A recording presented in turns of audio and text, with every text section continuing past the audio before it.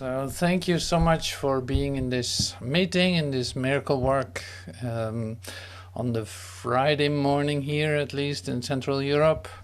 So yeah, we meet. That's so amazing. We meet in a new light, in a new continuum, in a whole new place that we never were before. And it's a recognition that takes place at this point. You know, it's like pretty amazing what is occurring.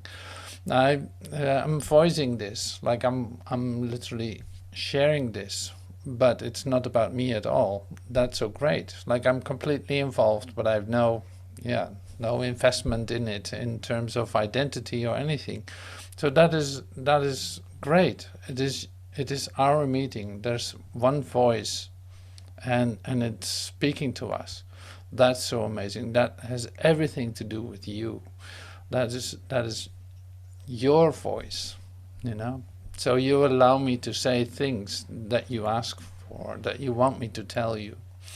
So not anything else. And because there's no you and me in this story. So in the recognition of our oneness, which is really what is taking place, and it's like there is nothing else, it becomes more obvious that we're even energetically one being. And we've been ignoring that long enough now. So it's like, yeah, we cannot keep doing that. We have to give that up. And these meetings are really for that, to give up the idea that there is such thing as a separate you, thinking that it is in competition, or thinking that it needs to analyze something that seems to be occurring. Like none of that is necessary any longer. You've been doing that, so stop right there. You don't have to do that anymore, which is really great. It's really great, and it's also like the start of. It's in big words. You could use a big word like resurrection, but it's in fact what resurrection is. Letting go of the idea that you're a separate entity. There's no such thing. So all the attributes, all these aspects of your separation that you have used against yourself, are in fact redundant, don't fulfill any function any longer if you allow yourself to be new. So for a while we still use words if necessary, but rather be quiet, be still, because the communication is going on despite all these words. Even like words was another invention to separate ourselves of, so that I could say and say, give words to all the attributes of separation. There's a you, there's a me, there's a world, there's a star, there's the sun, there's whatever. Like all these attributes, I put words to them, and this was all just an invention to secure my separation, to make certain that I don't fall in love with every aspect of it, and continuously put energy in this, distincting myself, literally like excluding myself from everything by thinking I am something that I'm not. And so that's great. So you could say, like, seeing that, allowing that to come to your awareness, and no matter what situation, no matter what seems to be occurring, is really the invitation. And it's contagious. It's contagious. So it spreads around. The idea spreads around that there's no such thing as separation, that we actually are one, and that the light that is that recognition literally shines away all ideas of separation. And that works much better than you think. So that's really great, because it is the truth about you, about all. It is the truth about the one. So yeah. So today, since we're doing the miracle work, and I just want to say, get us get us ready for Easter.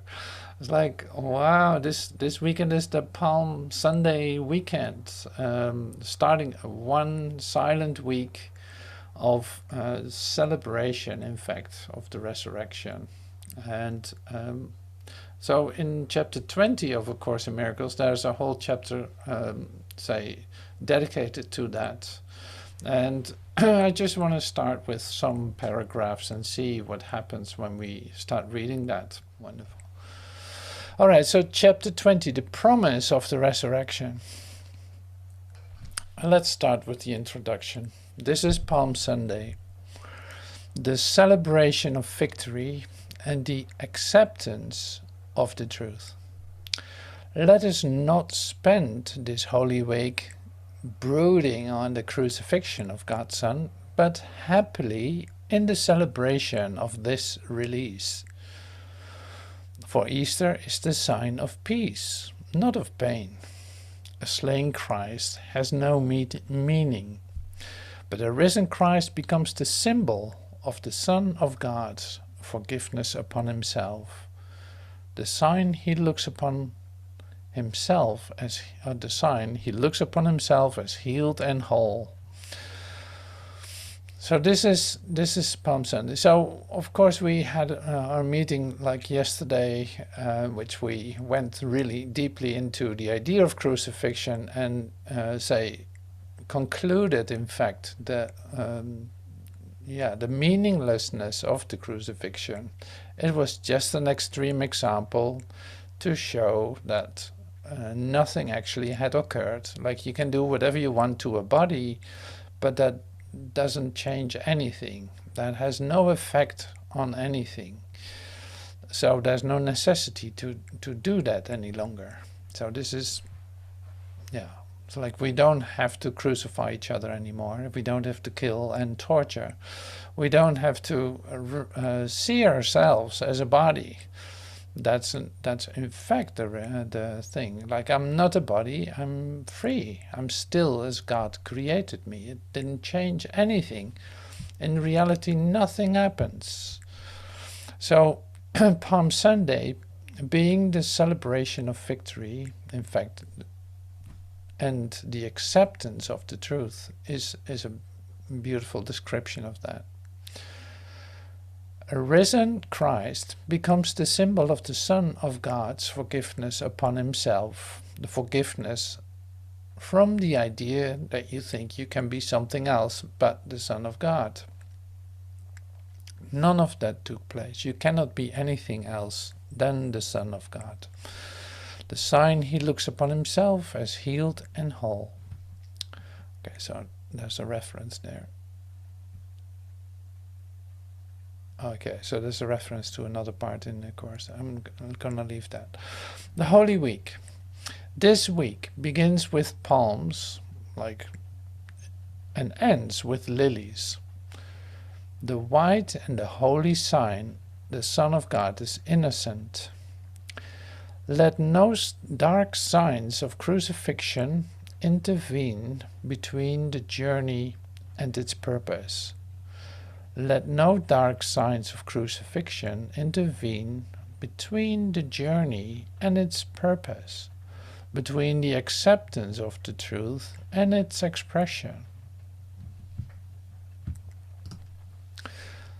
Let no dark signs of crucifixion intervene between the journey and its purpose, between the acceptance of the truth and its expression. This week we celebrate life eternal, eternal life, not death, and we honor the perfect purity of the Son of God and not his sins. Offer each other the gift of lilies, not the crown of thorns, the gift of love and not the gift of fear. You stand beside each other, thorns in one hand and lilies in the other, uncertain which to give.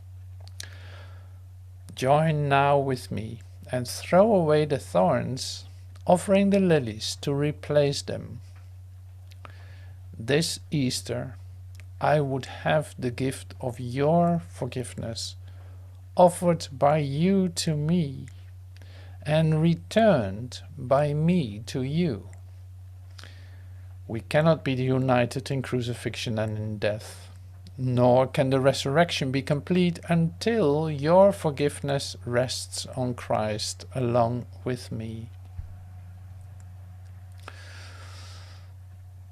A week is short, and yet this Holy Week is the symbol of the whole journey that the Son of God has undertaken.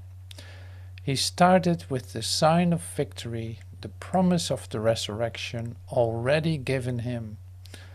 Let him not wander into the temptation of crucifixion and delay him there. Help him to go in peace beyond it, with the light of his innocence. I know it is there, but light of his own innocence, lighting his way to his redemption and release. Hold him not back with thorns and nails when his redemption is so near, but let the witness of your shining gift of lilies speed him on his way to resurrection.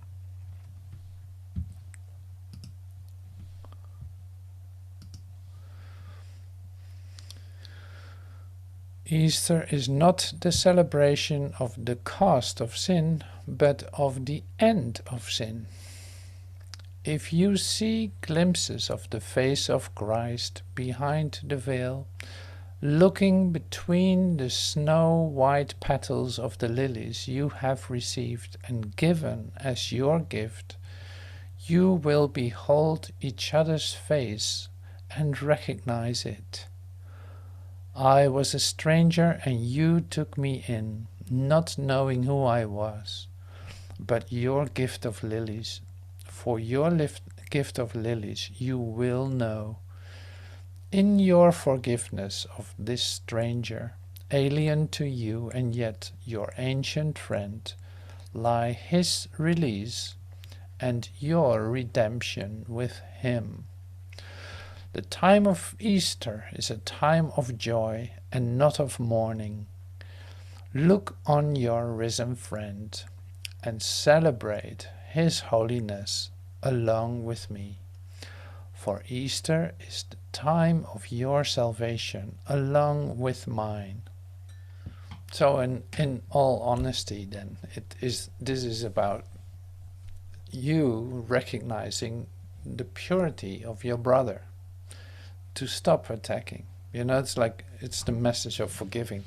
But not focusing on that as its goal, like it's part of the journey. Sure, it is part of the journey, but the outcome, the purpose of it is to recognize the truth of who you are. It's like that is really what is going on here. Recognizing the purity of yourself.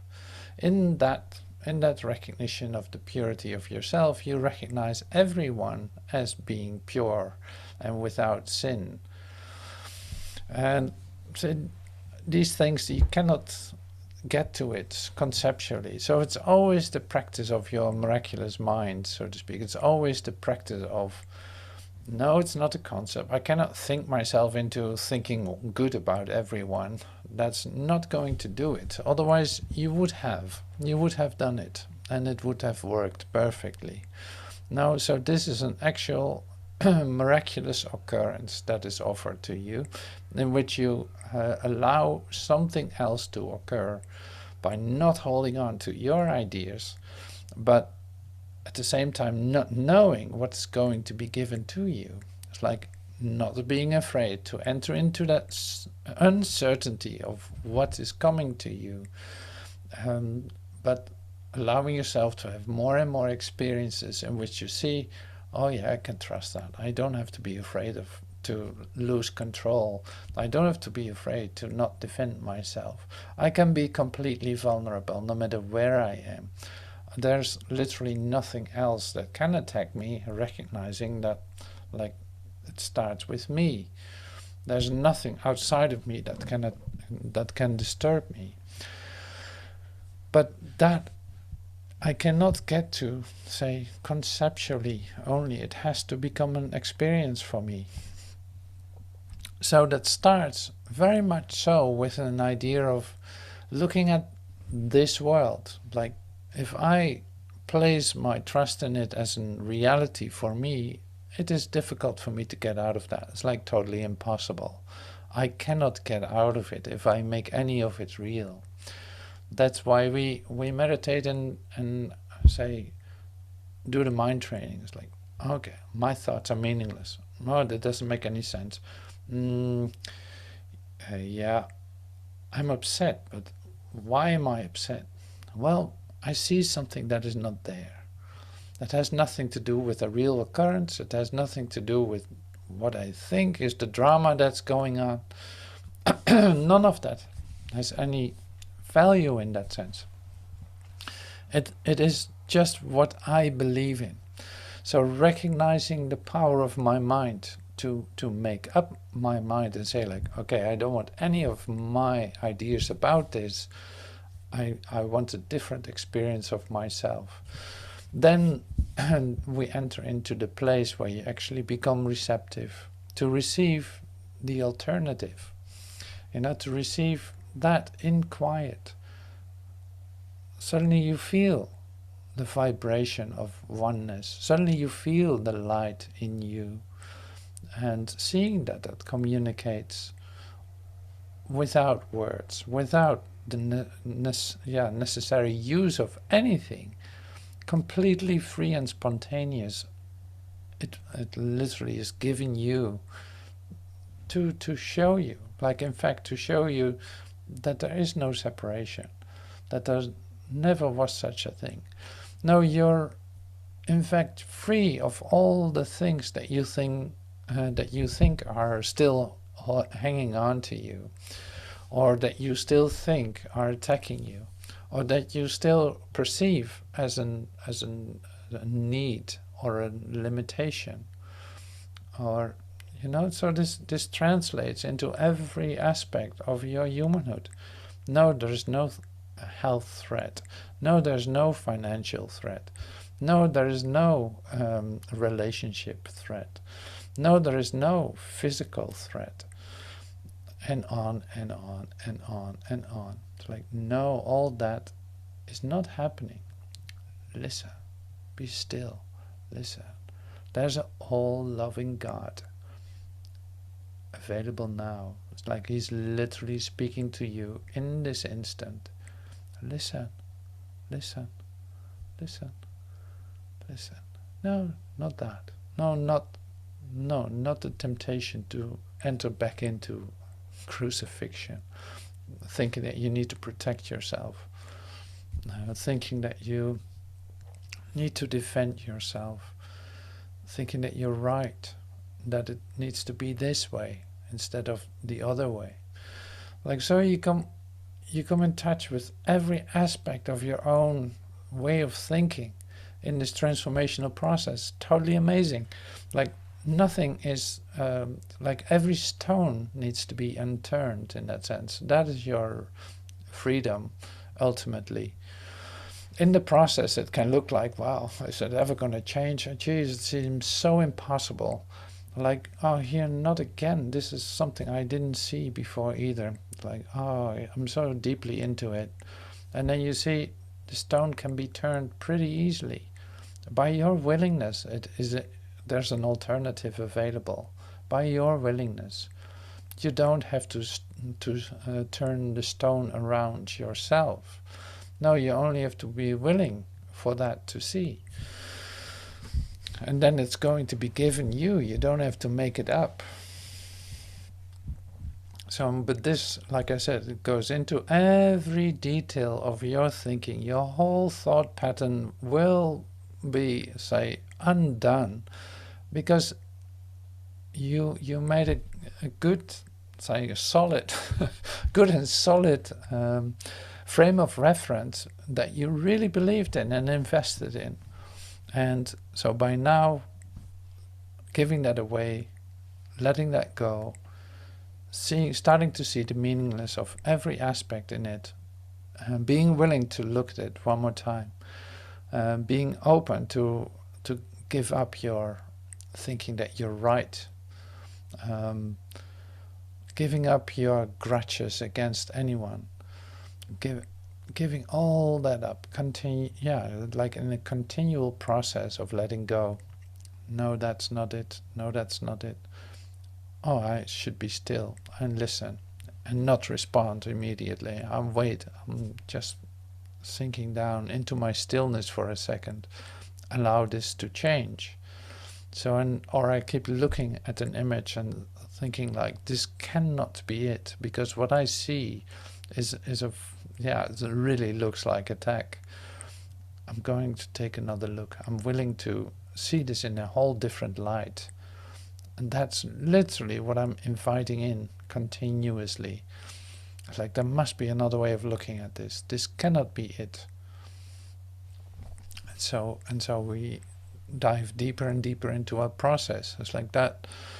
Like, there's no stone unturned. This is what I recognize for myself. Like, there's always something that I believed I had to hold on to in order to exist. And that is undone. And that's gone. That's changing. That's changing. So that keeps on going.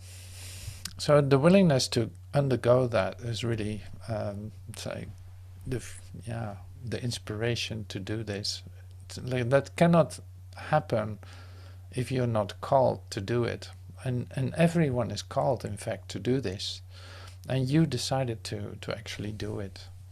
So that's why you're going to be successful in it. Successful in the sense that giving up all ideas that you held about anything and allow yourself to be the new you that you are. All right. So Easter is not the celebration of the cost of sin or but of the end of sin. Wow. If you see glimpses of the face of Christ behind the veil, looking between the snow-white petals of the lilies you have received and given as your gift, you will behold each other's face and recognize it. So give that a chance. Take another good look at each other. Look at who's sitting next to you. Look at who is here in this online meeting.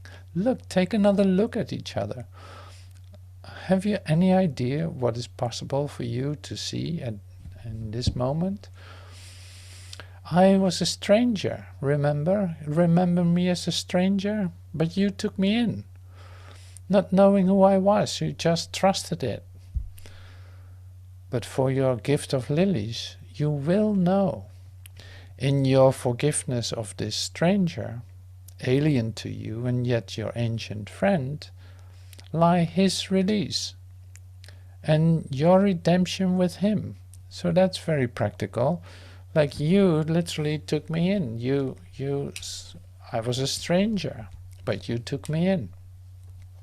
In that, you have set me free. Amazing. Thank you for that.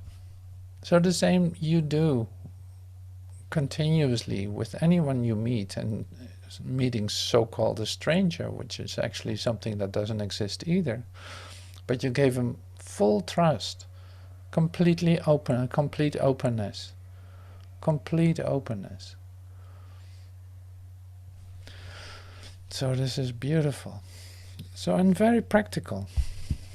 In your forgiveness of this stranger, alien to you, like you really don't know him, you don't recognize him right away, but you allow something to occur.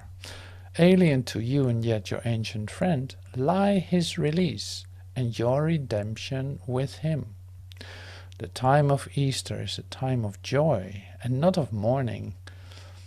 Look on your risen friend and celebrate his holiness along with me. For Easter is the time of your salvation along with mine. So you can say, like, it's a celebration of his holiness, of your friend's holiness, together with me. Like, we celebrate this together.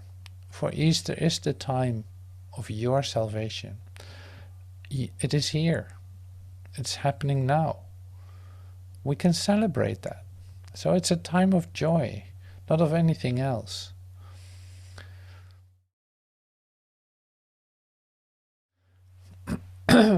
In this world, God's Son comes closest to himself in a holy relationship. There he begins to find the certainty his Father has in him. And there he finds his function of restoring his Father's laws to what was held outside them and finding what was lost. Only in time can anything be lost, but never lost forever. So do the parts of God's Son gradually join in time, and with each joining is the end of time brought nearer. Each miracle of joining is a mighty herald of eternity. No one who has a single purpose, unified and sure, can be afraid, for no one shares his purpose with him, cannot be one with him. No one who shares his purpose with him cannot be one with him. So like you are one with him in the single purpose that we meet in a unified and sure purpose. You cannot be afraid. Okay, so the holy relationship is what it says here. In this world, God's Son comes closest to himself in a holy relationship. There he begins to find the certainty his Father has in him.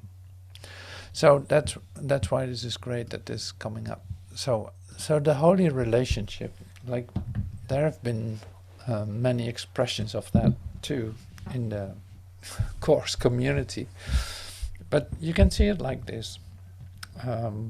Just as we practice this now, recognizing the truth of who we are, even by recognizing that in my brother, starts with my openness to my holy relationship. Like that's a holy relationship. I go within, commune with my Father. That's where everything is coming from. Like that is my holy relationship, recognizing the oneness with my Father. If I experience that, then it becomes obvious that it's like completely connected to you. But only then. So it's like, this is not, a holy relationship is not between two people. There's a lot of confusion about that, I know that. It's like, between two people, there's not a holy relationship. Or you cannot be in a holy relationship. No, your holy relationship is the truth of you. That's all. And that communicates with everything as one. It's totally different. It's totally different. So it's like you receive that for yourself. Just, this is what Joel Goldsmith, in fact, teaches too in the idea of healing consciousness, or say coming into a healing moment. You recognize your oneness with God. The rest is taken care of. Of course I'm going to recognize you as whole and perfect. If I recognize that in myself, what else can I see? But that is essential. So every time I allow that to occur, every time I allow myself to be whole, my mind to be whole, my being to be whole, if I allow that for just a moment, so like that becomes a herald of eternity. It becomes another light in heaven, in other words. It becomes another angel in heaven. So, in fact, you literally shine this into the kingdom. You shine this into the kingdom. So this is just a preparation for that, what you have been always doing. And that is being a whole part of heaven, extending your light into eternity. your joy and your happiness. That's in that sense not going to change. But first, what we practice here is recognizing that that was your function. You recognize that that's the natural thing for you. You will feel completely at home in it. You will feel completely fulfilled. Well, anyway, so you know this. I don't have to repeat that all the time. So the invitation is really to go into that more than anything. Seek first the kingdom. That was another one. It's like, seek first the kingdom within. Everything else will follow from that. Like, everything else will come from there, because you recognize your source. Of course you're going to function well. Of course you're not afraid any longer. Like all fear, where's death, if you enter into the recognition of your eternal loveliness, free of sin, whole and perfect, in complete communication with every aspect of creation. So that's what we celebrate. So we have a week to do that. Maybe we extend this a little bit longer. So we can celebrate that this week. Like, that's why I love to say, take a really good look at the crucifixion like we did yesterday, and not to soak in that, or to thinking like, oh, so great that Jesus did that for us. No, just for the whole undoing of that. It's like, attack is totally meaningless. Like, destroying a body is totally meaningless. It doesn't do anything. Like, boom, there's Jesus the next day. Like, it didn't have any effect. Yeah, so that's great. So that doesn't work. That we tried for centuries, dark ages we spent in doing that. 2,000 years up to today, this is still going on. It's not that it stopped immediately, but because you decided to listen and to hear what the crucifixion really is, and that it doesn't make any sense, and it was just an extreme example for you to learn that you didn't have to do that anymore. We're ready now for a celebration. So that's what we do.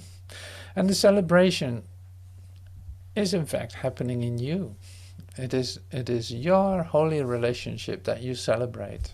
In that it can flow out, because like joy cannot contain itself. So it might shine out of your eyes. You might scream loudly to express it. Or who knows what is going to happen when you recognize that. Yeah, you don't care about how that is being expressed. You become the expression yourself. Okay, enough words. So this is a miracle prayer. Verily, verily, I say unto you, this is from the New Testament for 3 lines. Verily, verily, verily, I say unto you, if a man keep my saying, he shall never see death. Like, if you believe this, what is being shared about the crucifixion, you will never see death. So here's the prayer, the miracle prayer. There is no death, and I renounce it now in every form. This is my declaration. There's no death. I renounce it now in every form. God made not death. Whatever form it takes must therefore be illusion. This is the stand I take today. And it is given me to look past death and see the life beyond. So we're asking for the blessing of our eyes. Father, bless my eyes today. I am your messenger, and I would look upon the glorious reflection of your love, which shines in everything. I live and move in you alone. I am not separate from your eternal life. There is no death, for death is not your will.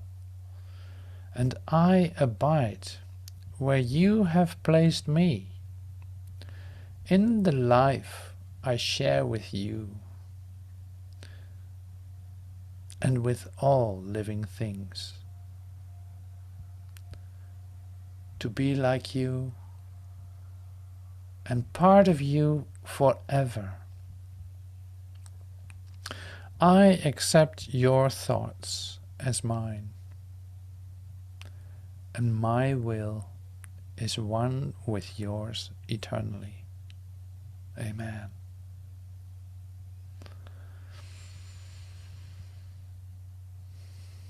So listen.